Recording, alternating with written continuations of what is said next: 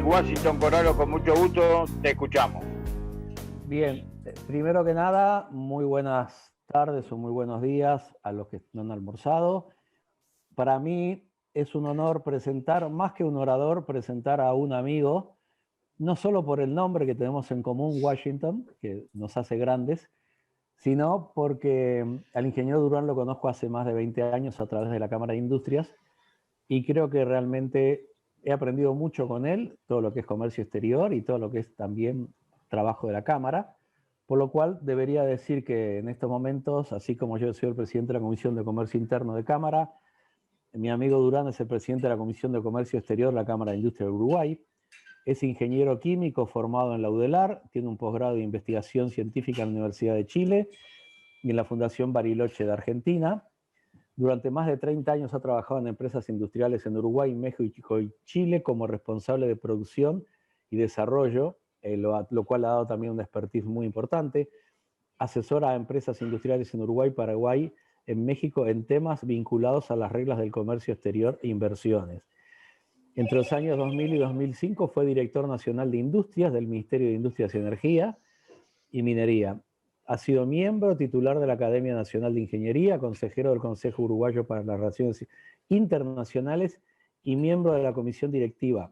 Integra también el Consejo de la Dirección de INALOG en representación de la Cámara de Industrias del Uruguay. Y forma parte del Grupo de Productores del Sur, GPS, en representación de la Cámara de Industrias del Uruguay. El tema que nos va a tocar es un tema que ustedes vieron, hay muchos temas que están en el tapete hoy. Uno de los temas es justamente la inserción de Uruguay en el mundo, qué es el Mercosur, la flexibilización, cómo es la Unión Europea, qué es el Brexit, cómo son los distintos tipos de tratados, cuántos tratados de comercio tiene Uruguay, por qué ha perdido oportunidades. De mi lado, personalmente, si bien me parece bárbaro que crezca la exportación se concentra en 6, 7, 8 productos y yo como industrial me gustaría que más que manufacturas de origen industrial, o manufacturas de origen agropecuario, que son las MOA, tuviéramos una mayor presencia y participación de las manufacturas de origen industrial, que son las que generan también más trabajo y más conocimiento. Pero de esto estoy seguro que nuestro amigo Durán nos va a informar. Así que, tocayo, amigo, ingeniero, la tribuna rotaria es tuya para que nos informes un poquito de todos tus conocimientos sobre comercio exterior. Muchas gracias. Bueno, muy buenos días para todos. Muchas gracias, tocayo, por la presentación y por tus palabras. Gracias por invitarme nuevamente a compartir algunas reflexiones con ustedes. Para mí es un gran honor estar acá por tercera vez, aunque en este caso sea en forma virtual. Dicho esto, permítanme decirles además que hago estas reflexiones exclusivamente a título personal y que ellas no necesariamente reflejan la posición de las entidades a las que pertenezco, ni mucho menos las comprometen. Entrando al tema que nos convoca y al que yo llamaría más bien el Mercosur y la flexibilización de su relacionamiento externo, para darle, si se quiere, una mayor precisión por un lado y una amplitud conceptual por el otro. Y digo esto porque no me parece adecuado hablar de flexibilización del Mercosur sin definir qué deseamos flexibilizar en el Mercosur, y además porque el relacionamiento externo del Mercosur debería ser, y lo es, mucho más que la firma de lo ya acordado con la Unión Europea, por más que ese sea un acuerdo muy relevante para el Mercosur, debería serlo también para la Unión Europea, pero parece que ésta no lo entiende así por la lentitud que le está dando en su trámite interno al tratamiento de este acuerdo. Y digo esto sabiendo que nos acompaña en este espacio virtual mi amigo, el embajador de la Unión Europea, el embajador Carlotto König. Es importante además que comprendan que no estando formado como abogado, ni mucho menos aún como experto en derecho internacional, Mi perspectiva la construyo desde los años de vinculación con las negociaciones internacionales, sea de distintas organizaciones del sector privado o como negociador oficial mientras fui director nacional de Industrias. Ello me ha dado la posibilidad de aprender a interpretar textos legales, sabiendo que muy probablemente habrá dos opiniones sobre los mismos. Para alguien que viene de las ciencias duras resulta poco entendible esta situación, pero es cierto que muchas veces las normas legales dejan lugar a dos interpretaciones. Yo creo que a veces hecho a propósito. Y digo esto porque hace a la cuestión de qué es el Mercosur desde el punto de vista de la voluntad de los fundadores, plasmada en los textos legales, y qué es en la realidad. En este análisis me concentraré además exclusivamente en el Mercosur comercial, que es el que hoy está en el centro del debate público, sin desconocer que también abarca otras cuestiones. Comencemos por la realidad, pues resulta más fácil de analizar. La realidad nos muestra que el Mercosur es un conjunto de 5 países, no nos olvidemos que Venezuela es miembro del Mercosur, entre los cuales se acepta que el comercio de mercaderías originarias, salvo el azúcar y los bienes del sector automotor, se realiza sin el pago de aranceles. Para ello se ha dado un régimen de origen y algunas normas que pretenden asegurar, aunque no lo logran totalmente, el libre tránsito entre ellos de bienes originarios de la región sin el pago de aranceles aduaneros de importación. Estos serían elementos básicos que, junto a otros, como la imposibilidad de imponer restricciones no arancelarias, permitirían definir al Mercosur como una zona de libre comercio. Como sabemos y como lo demuestra la historia, todos los países miembros del Mercosur hemos incumplido de una forma o de otra estas normas. Sea por la aplicación de tasas consulares o estadísticas, sea por la adopción de licencias de importación automáticas o no, sea por otras medidas de carácter particular, desconociendo ya sea certificaciones de origen, recuerdo el caso de las bicicletas, estatus sanitarios, ha pasado 1000 veces con el arroz, por ejemplo, alegaciones medioambientales, como en los neumáticos remoldeados, dumping, como en el caso de los lácteos, etc. Otro instrumento relevante en la normativa del Mercosur lo constituye el arancel externo común, adoptado para comenzar a cumplir con los requisitos para la conformación de una unión aduanera. Pero para que el Mercosur sea realmente una unión aduanera le faltan otros instrumentos que son claves para ello. El Código Aduanero Común, en estos 30 años del Mercosur, de vida del Mercosur, se han aprobado 2 códigos aduaneros, sin embargo ninguno pudo entrar en vigor porque no fueron aprobados por los 4 países, incorporados a la normativa de los 4 países. Otro elemento es la renta aduanera común, que esto implica la necesidad de resignación de soberanía y la eliminación del doble cobro del arancel externo común, es decir, tiene que haber alguien que recaude la renta aduanera y luego de alguna manera la distribuya. Eso los países no han estado dispuestos a hacerlo, y por lo tanto ese elemento también está ausente en el Mercosur. La libre circulación de bienes, sean estos originarios o no, esto no la hay, salvo para un universo muy reducido de bienes. Y finalmente, el contar con una política comercial externa común.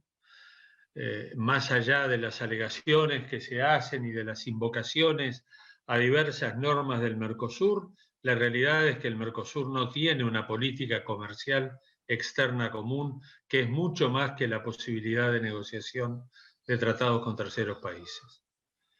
Hubo algún intento de coordinación de política comercial durante las fracasadas negociaciones del ALCA, pero ni en la OMC ni en otros organismos internacionales el Mercosur se ha presentado como una unidad negociadora.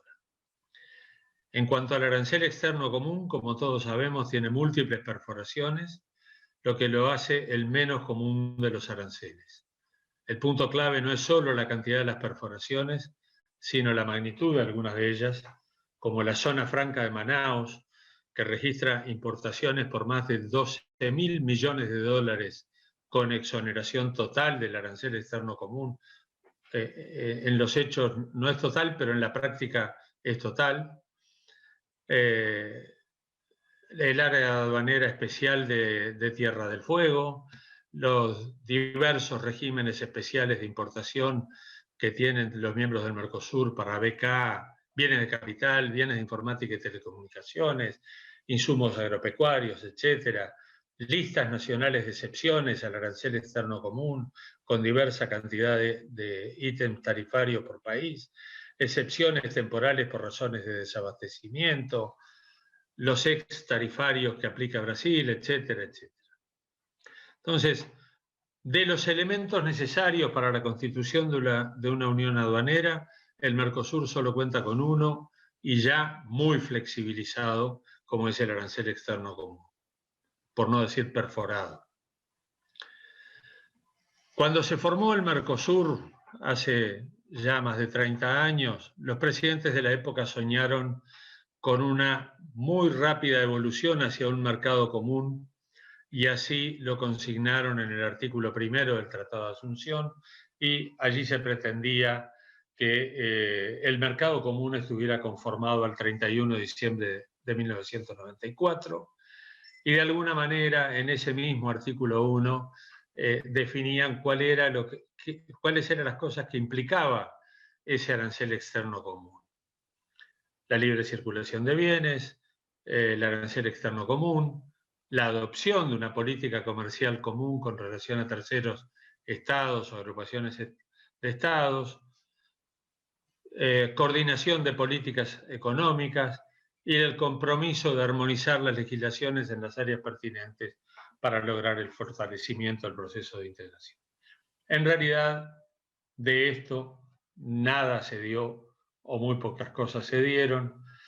Por lo tanto, el Mercosur debería estar todavía y debería reconocer que está todavía en el periodo de transición hacia la unión aduanera que está definido en el artículo 3 del tratado. Otro aspecto que hay que tener en cuenta para saber qué es el Mercosur hoy es el artículo 2 del protocolo de Europreto, que define explícitamente la naturaleza intergubernamental de los órganos del Mercosur, cosa que estuvo planteada desde el comienzo, y el Mercosur se ha constituido como una organización de naturaleza intergubernamental, es decir, no hay cesión de soberanía de ninguno de los miembros a ninguno de los órganos del Mercosur. ¿Y por qué esta larga introducción que he hecho de cuestiones más bien jurídicas y de todo un poco? Bueno, esta larga introducción es necesaria pues cuando se plantea por parte de Uruguay la necesidad de flexibilizar el Mercosur, en realidad de lo que se está hablando es de adecuarlo a la realidad. De lo que se está hablando es de pragmatismo y no de normativa incumplida. No es razonable que se pretenda forzar el cumplimiento de disciplinas propias de una unión aduanera o de un mercado común a los miembros de una sociedad que, a pesar de los compromisos iniciales con plazos muy reducidos, no es ni será una unión aduanera, al menos por los próximos 50 años, pues no están dadas las condiciones ni políticas ni económicas en la región para que se pueda avanzar en ese sentido. Por otra parte, en el mundo, el único ejemplo exitoso, a pesar de los problemas que enfrenta, de unión aduanera y más aún de mercado común y mucho más que eso, es la Unión Europea. con sus dificultades, es el ejemplo más exitoso, quizá no el único, pero sí el más exitoso. Los nuevos acuerdos comerciales regionales o transregionales son todos de zonas de libre comercio y nadie se plantea hoy sensatamente ni uniones aduaneras, ni mucho menos mercados comunes. Es cierto que para el Mercosur sería mucho mejor poder negociar como bloque. Y eso nos lleva a preguntarnos, bueno, ¿por qué plantear la libertad para negociar si en realidad sería mejor negociar como bloque? Tendríamos más fuerza negociadora. ¿Por qué este tema resurge ahora? Hasta hace unos años ni Brasil ni Argentina eran afines de avanzar en negociaciones externas para acceso a mercado, pues ambos países tenían una concepción proteccionista y en algunos casos avalada por sus propios sectores productivos, sobre todo por los sectores industriales. Se podría decir que desde el segundo periodo, y en esos momentos históricos, el Uruguay ya planteaba la necesidad de la negociación, de la libertad negociadora, pues ese obstáculo que ponían los socios al Uruguay le dificultaba la colocación de su producción. Se podría decir que desde el segundo periodo de gobierno de la presidenta Dilma Rousseff en Brasil, la situación comenzó a cambiar. Y esto se reflejó principalmente en el reinicio de las negociaciones con la Unión Europea. Una consulta pública llevada adelante en ese momento por el gobierno de Brasil entre empresarios de ese país ya mostraba en varios sectores, incluidos muchos sectores industriales, un cambio en la visión, mostrando la necesidad de conseguir acceso preferencial a nuevos mercados, aún a expensas de tener que abrir el propio. Con la asunción del presidente Macri en Argentina, las posiciones se fueron alineando y fue posible que el Mercosur avanzara más rápidamente en las negociaciones con la Unión Europea y con esta, es decir, la zona de libre comercio de países europeos no miembros de la Unión Europea, y abriera nuevos frentes de negociación con Canadá y Corea, por ejemplo.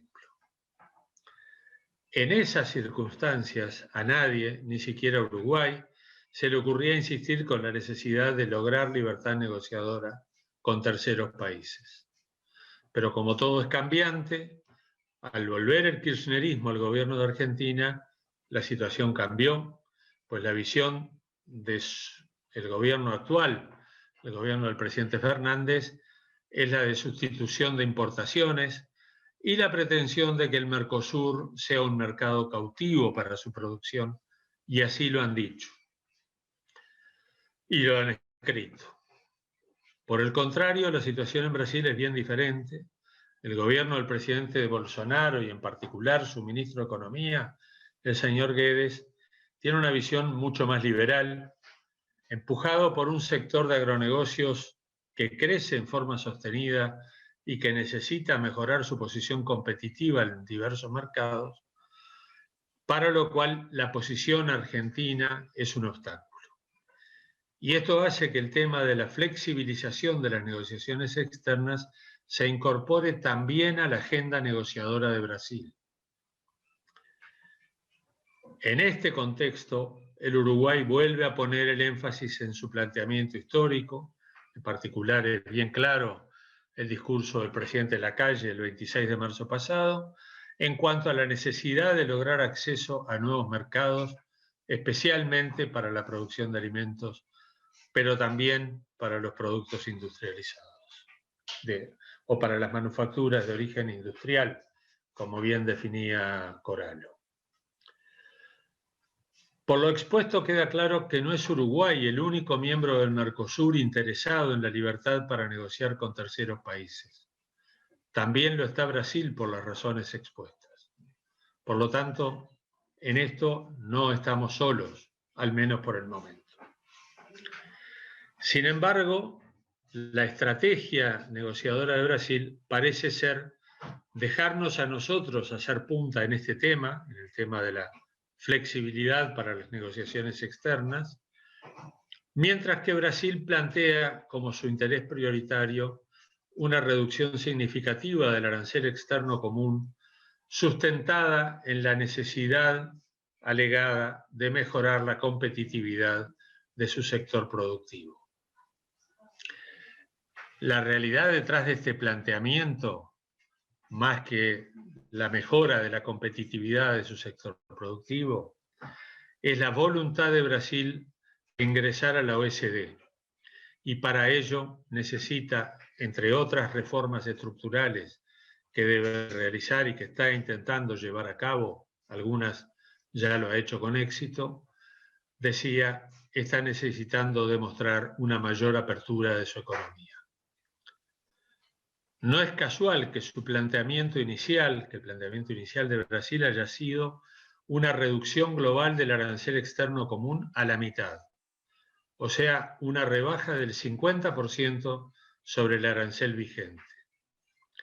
Esto pondría el arancel promedio de Brasil en un entorno del 6%, con lo cual se alinearía con el promedio aplicado por los miembros de la OECD, o por lo menos le permitiría acercarse bastante a ese nivel. La estrategia de Brasil entonces es decirle a Uruguay, yo te apoyo con el tema de la libertad para negociar con terceros, en la medida que vos me apoyes con la rebaja del arancel externo común, cuando en la realidad a Brasil le interesa que se avancen los dos temas. El Paraguay, por su parte, toma distancia del tema y dice no querer la libertad solicitada, sino que prefiere la negociación en bloque. Mientras tanto, ha conseguido acceso preferencial al mercado de Taiwán en forma individual para ciertos productos de su interés, lo que satisface las demandas de su sector exportador, por lo que por ahora no le interesan el acceso a nuevos mercados. De Argentina ya dijimos cuál es la posición. La posición es tratar de negociar lo menos posible con terceros países y mantener el Mercosur como un espacio lo más cerrado posible. Con relación a la rebaja del arancel externo común, esa rebaja propuesta por Brasil, total y unilateral, no parece ni oportuno ni conveniente, no solo para los intereses del Uruguay, sino para los del conjunto del bloque. Y esta es una posición que, al menos entre las entidades representativas de la industria del Mercosur, reunidas en el Consejo Industrial del Mercosur, donde contamos con la presencia de la Unión Industrial Argentina, la Confederación Nacional de Industrias de Brasil, la Unión Industrial Paraguaya y la Cámara de Industrias del Uruguay, hemos emitido recientemente una declaración con la firma de estas 4 entidades de cúpula que mencioné, en la que reafirmamos nuestra posición contraria a una reducción del arancel externo común, aunque estamos dispuestos a participar de un ejercicio de revisión del mismo en el que se analice puntualmente cada línea arancelaria y se cuiden las sensibilidades de todos los miembros. Y lo que sí reafirmamos también desde el Mercosur, desde el Consejo Industrial del Mercosur, es la voluntad de los sectores industriales del Mercosur, de que el Mercosur avance de la forma que sea, conjunta o separada, si no se puede hacerlo en conjunto, en negociaciones con otros mercados que puedan ser relevantes para la colocación de nuestra producción. Las entidades industriales estamos conscientes que el primer beneficiario de cualquier tipo de estos acuerdos será el sector agropecuario, pero ello moverá también a la agroindustria y seguramente moverá también a las manufacturas de origen industrial, por lo que todos estamos dispuestos a contribuir con nuestro esfuerzo en una negociación con terceros mercados. Volviendo al tema de la pretendida reducción del arancel externo común, que es el otro gran tema hoy en la mesa de negociaciones del Mercosur.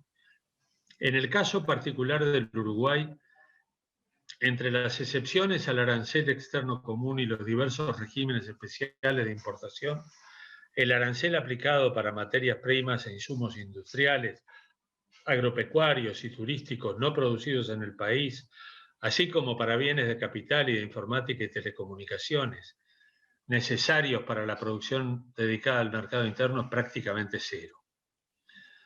Por eso no es necesario una reducción del arancel externo común para mejorar por esa vía nuestra competitividad. Del mismo modo, para las importaciones de materias primas e insumos necesarios para la exportación se cuenta con el régimen de admisión temporaria, donde tampoco se pagan derechos de importación, por lo que tampoco para el mercado externo la rebaja del arancel externo común es un instrumento que pueda ser alegado como necesario para mejorar la competitividad. Entonces, estos son los dos grandes temas en análisis hoy por las autoridades en el Mercosur, y así las cosas habrá que esperar cómo se logra avanzar en las negociaciones diplomáticas dentro del bloque para lograr destrabar el impasse en que nos encontramos.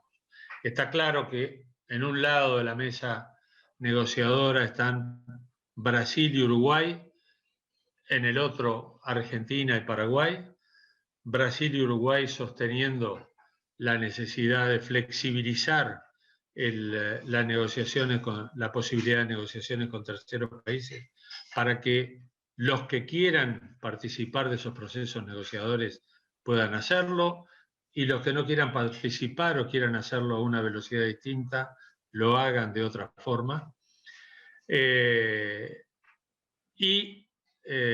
Argentina y Paraguay diciendo que no a esta posibilidad. Y con respecto al arancel externo común, han habido propuestas distintas sobre la mesa. Hay alguna flexibilización, valga la redundancia en la expresión nuevamente, de la posición original brasileña, que quizá sea acompañada por el gobierno de Uruguay, pero bueno, esto es un tema que está en la negociación. Es importante mantener la calma y la discreción en las declaraciones de los negociadores si queremos aspirar a que haya buenos resultados. De nada sirve exacerbar a los interlocutores y hay que buscar un necesario equilibrio en las posiciones. En lo que hace al relacionamiento entre el Mercosur y la Unión Europea, que era otro de los planteamientos en el título de esta charla, es muy importante que se concrete la firma del acuerdo alcanzado en junio de 2019. Fíjense que ya hace casi 2 años, yo recuerdo haber tenido una participación en el Club Uruguay, en uno de los almuerzos a los que fui gentilmente invitado por ustedes, donde mostrábamos cierto optimismo luego de esos anuncios realizados. El hecho es que casi 2 años más tarde, de que los jefes negociadores hubieran llegado a un acuerdo, inicialado un texto, siguiendo las instrucciones recibidas de sus respectivos gobiernos, porque todos negociaron mandatados, no parece posible que aún no se haya terminado la revisión legal del texto del acuerdo, ni se hayan ajustado los 2 o 3 temas pendientes. Somos conscientes que los efectos de la pandemia han tenido su incidencia sobre todo este proceso, que la virtualidad no es una buena amiga de todo esto, pero está claro que aquí falta, o han habido presiones para que falte la voluntad de la firma, porque aquí de lo que estamos hablando que aún no se ha firmado un texto definitivo del acuerdo, y esto es fundamental para poder seguir avanzando.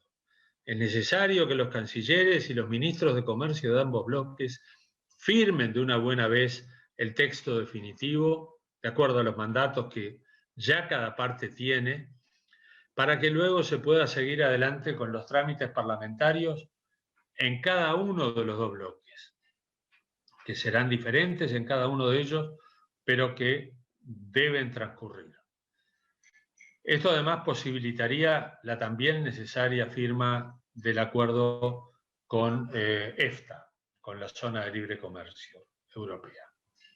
Ahora, es claro, no lo ignoramos, que hay un problema planteado por algunos sectores en la Unión Europea con respecto a los temas medioambientales, fundamentalmente con otros países, no tanto con Uruguay, porque el Uruguay claramente no los tiene en ese sentido. Y el Mercosur ha manifestado su voluntad de analizar una propuesta de texto adicional que contemple las preocupaciones europeas y que haga posible para los parlamentarios europeos ratificar el texto del acuerdo. Pero para ello hace falta que la Unión Europea haga explícitas cuáles son esas necesidades, proponga ese texto adicional que ha planteado que propondría. El Mercosur lo ha reclamado insistentemente. De esa manera el Mercosur podría revisarlo, ver si es aceptable. Todo debería estar basado también en un principio de reciprocidad, obviamente, en el cual nosotros como Uruguay seguramente no tendremos ningún problema en incorporar, porque cumplimos en exceso disposiciones medioambientales y en algunos casos tenemos mejor cuidado del medio ambiente que muchos miembros de la Unión Europea. Entonces, hay que poner las cosas en su sitio. Mientras tanto, nosotros no podemos seguir esperando porque la Unión Europea se decida a reconocer la relevancia de este acuerdo con el Mercosur, ni de esta región como interés no solo comercial, sino geopolítico y estratégico. Da la impresión que no lo importamos realmente, y el Mercosur deberá buscar otras alternativas. El Brexit nos ofrece la posibilidad de negociar con el Reino Unido.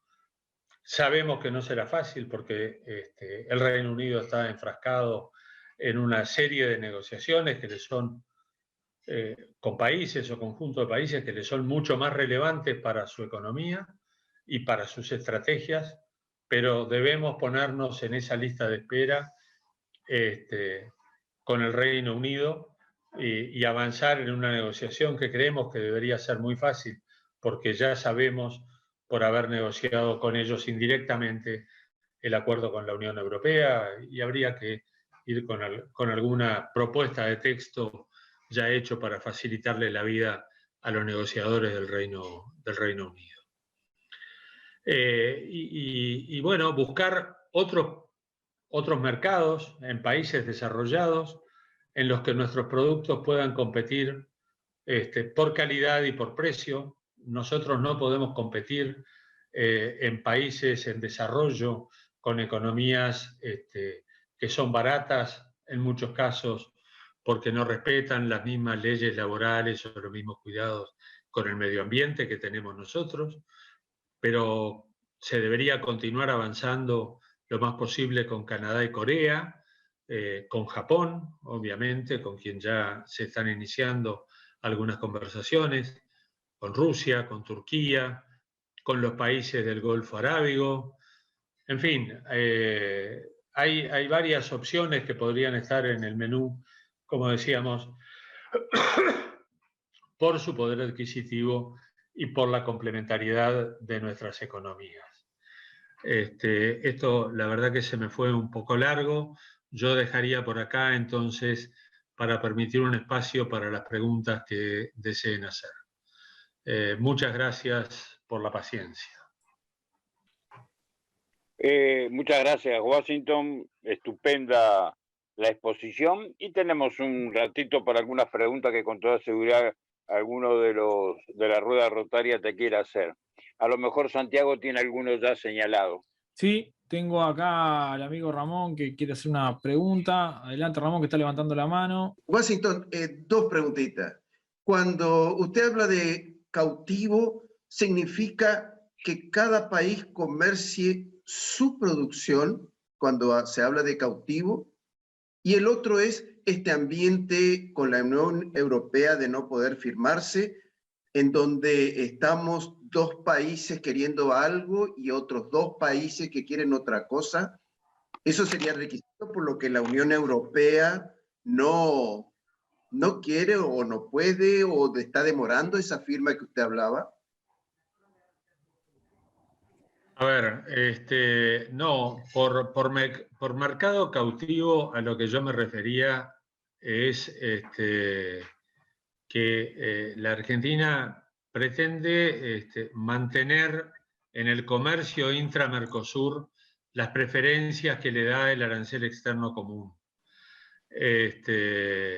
Y entonces tener ese mercado como un mercado preferencial cautivo en el que otros, para competir, tienen que pagar un arancel que la producción regional no paga. A eso me refería con un mercado cautivo.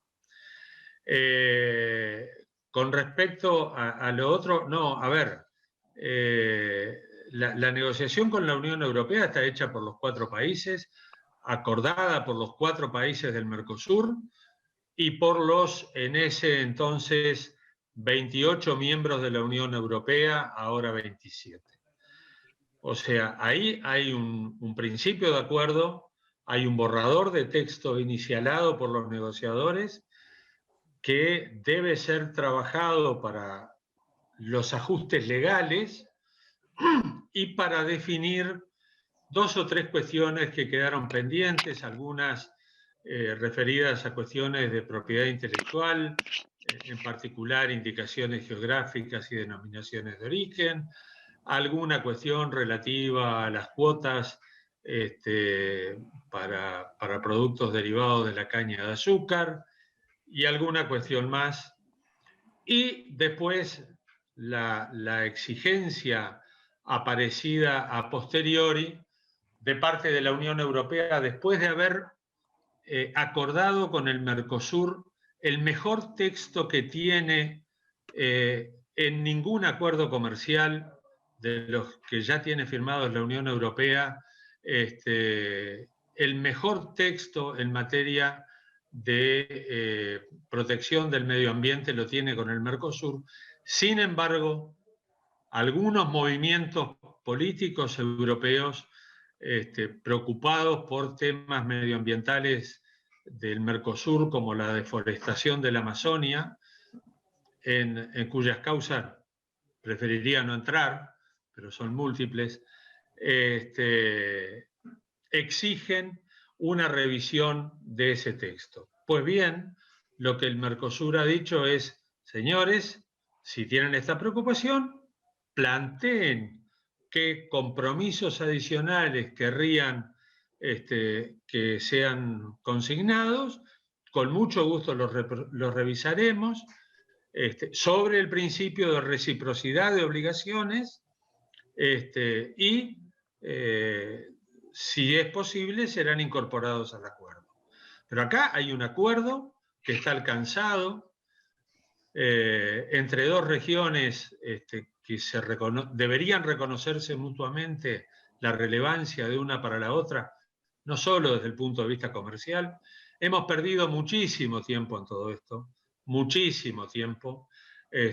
Sería bueno que la Unión Europea, de una vez por todas, se defina y se disponga a firmar lo que ya se acordó siguiendo las instrucciones que cada uno tuvo en su momento. Después los parlamentos tendrán la oportunidad de hablar en cada región, pero hoy esto está en manos de los poderes ejecutivos y son los poderes ejecutivos los que tienen la responsabilidad histórica de llevar adelante estos acuerdos. Y Argentina tiene el compromiso de firmarlo, y Paraguay también. No es que en el Mercosur haya divisiones con respecto a este tema. no hay divisiones y en el Mercosur está claro por parte de los 4 países que a nivel del Ejecutivo los acuerdos se firmarán. Después vendrán las instancias parlamentarias, esos son otros López. Y de eso nos encargaremos en su momento.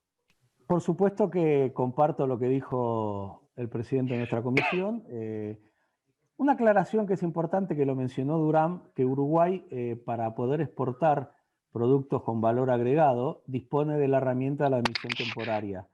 Ahora, no me acuerdo, Washington, si tenemos un deadline para la admisión temporaria o va a ser prorrogado sempiterni o va a ser incorporado tal vez en un futuro convenio que Uruguay tenga un trato preferencial, así como Brasil tiene Manaus o otras zonas promovidas que puede tener Argentina. Esa es un poquito la pregunta, tocayo. Es una buena pregunta, Washington. Sí, efectivamente, la admisión temporaria para el comercio intra-Mercosur, sí, intra-bloque, tiene una fecha de caducidad, digamos. O sea, la habilitación se ha venido dando siempre por periodos de tiempo y vence el 1 de enero del 2023. Sin embargo, nosotros no creemos que vaya a haber dificultades para su renovación. Obviamente tiene que integrar la estrategia negociadora de Uruguay frente a los diversos temas que se plantean en el Mercosur, pero por ejemplo, tanto Brasil como Argentina en la negociación con la Unión Europea reconocieron la importancia del instrumento de la admisión temporaria para la competitividad de sus exportaciones. Fue una dura lucha con la Unión Europea, pero eso está incluido en el acuerdo. Por otra parte, la admisión temporaria en una zona de libre comercio es un instrumento natural. No sería el caso si estuviéramos en una unión aduanera. Me refiero a la admisión temporaria para el comercio intrarregional ahora. No sería el caso si hubiéramos pasado la unión aduanera, pero como les dije, la unión aduanera es inalcanzable en el Mercosur por los próximos, dije 50 años hoy, ahora digo 52 para ser más preciso, porque Brasil tiene habilitados los beneficios de Manaus constitucionalmente hasta el 2073. Y ese no es un tema económico, es un tema geopolítico, es un tema estratégico, es un tema de política de frontera que Brasil no lo va a cambiar de ninguna manera y que todos debemos reconocer que es así. Lo que hay que convencer a los socios es de que ello impide, entre otras muchas cosas, que el Mercosur cambie de situación de zona de libre comercio hacia un estadio superior de integración. Nunca será el Mercosur nada más ni nada menos debiera ser que una zona de libre comercio. Por una alusión. Gracias, muy amable. Un saludo a mis amigos rotarios. Yo también soy rotario y especialmente ya sería a Washington, mi amigo, y gracias por una ponencia muy clara. Yo soy el embajador de la Unión Europea y yo quiero subrayar este acuerdo de asociación es para nosotros un acuerdo de importancia geopolítica. Tenemos este interés. Pero ¿dónde tenemos los problemas? Lo que falta todavía es que el Mercosur nos presente las pruebas para la lista larga de sus denominaciones geográficas. Ya esperamos desde junio de 2019 y es una lista más larga que la nuestra. Y necesitamos pruebas que se trata de verdad de denominaciones geográficas que están en uso y no solo registrado en algún registro. Eso falta. Y eso lo necesitamos para, por ejemplo, seguir con la limpieza jurídica del texto y también con la traducción. Y entre tanto surgió el problema de la protección del medio ambiente. No tiene nada que ver con proteccionismo. Hoy en día el cambio climático es una amenaza mucho más esencial que la pandemia actual. Contra la pandemia hay vacunas, contra el cambio climático no hay. Y solo deberíamos acordarnos de la cumbre que organizó Biden, este Earth Summit, o por ejemplo tomamos la OTAN. La OTAN tiene ahora también el cambio climático en la mira como una amenaza global. Y el Green Deal es la prioridad número 1 para la Unión Europea. Y solo tenemos que mirar la situación en mi país natal, en Alemania. Quien está liderando los sondeos para las elecciones federales que tendrán lugar a fines de septiembre de este año es el Partido Verde. Y tiene por primera vez en la historia de mi país la chance de convertirse en el partido gobernante. Y el problema con el acuerdo que tenemos, es verdad, por primera vez tenemos un capítulo completo concerniente a la sostenibilidad, pero este capítulo no es una cláusula esencial.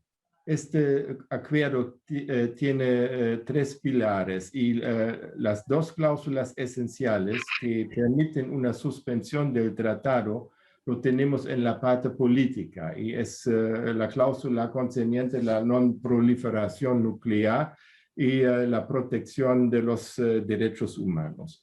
Y miramos que un socio de Mercosur quiere firmar este acuerdo sin respetar, por ejemplo, un elemento esencial en la lucha contra el cambio climático es el Acuerdo de París. Y eso nos da un rompecabezas y por eso tenemos manifestaciones en Europa políticas. No es proteccionismo. No solo en Alemania, lo tenemos en Francia, en Austria, en Bélgica, en Irlanda, en Polonia.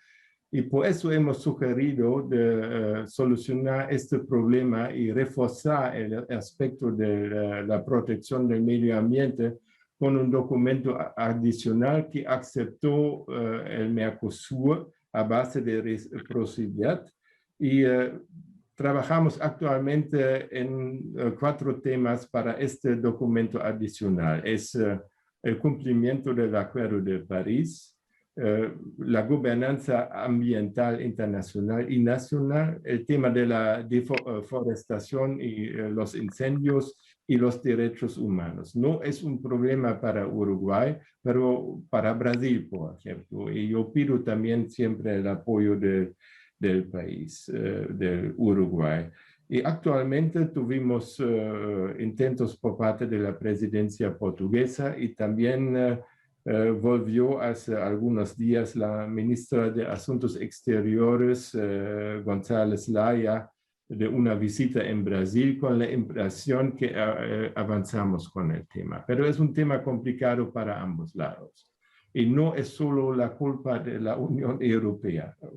Para resumirlo, es un tema político de gran peso y gran importancia y falta también por parte del Mercosur también una cosa técnica pero importante. Muchas gracias. Muchas gracias, embajador. Muchas gracias. Estoy consciente de que hay algunas cuestiones, y lo dije, relativas a indicaciones geográficas y denominaciones de origen que se van a resolver del lado del Mercosur. Pero lo importante hoy es que la Unión Europea proponga ese texto adicional en el capítulo de sostenibilidad medioambiental, que es la llave para cerrar estas negociaciones. Brasil ya ha manifestado su voluntad de acceder a los requerimientos de la Unión Europea, así que creo que ahí hay que dedicarle trabajo y esfuerzo para que esto salga lo más rápidamente posible, porque si no, podemos llegar a correr el riesgo de perder una vez más la oportunidad. como yo presiento que la estamos perdiendo. Por mí sería eso, y agradecerles una vez más por la paciencia y por la atención y por la invitación. Ha sido un placer estar con ustedes. Muchas gracias, reitero el agradecimiento, Durán, la exposición clara. Agradezco al embajador, agradezco a los rotarios del Rotary Montevideo y a los que nos acompañaron, que no son del club. Y les reitero la invitación para el próximo martes, que va a estar nuestro gobernador y que va a tener algunas cláusulas para referirnos a algunos inconvenientes y cosas de este periodo. De tal manera que reitero la invitación porque es interesante escuchar las palabras del gobernador. Ahora finalizamos. Como Rotarios le digo que le hacemos homenaje a los pabellones Nacional y Rotario. Ahora vamos a tomar el cafecito que es habitual virtual y decirles que nos vemos en la próxima semana, el martes. Con mucho gusto reitero la invitación que va a estar nuestro gobernador. Un abrazo a todos, los queremos mucho y vamos a seguir trabajando a pesar de los inconvenientes que hemos tenido y que tendremos. Un abrazo, hasta el martes que viene. Gracias por todo. Gracias a todos, buenas semanas. Gracias, Durán.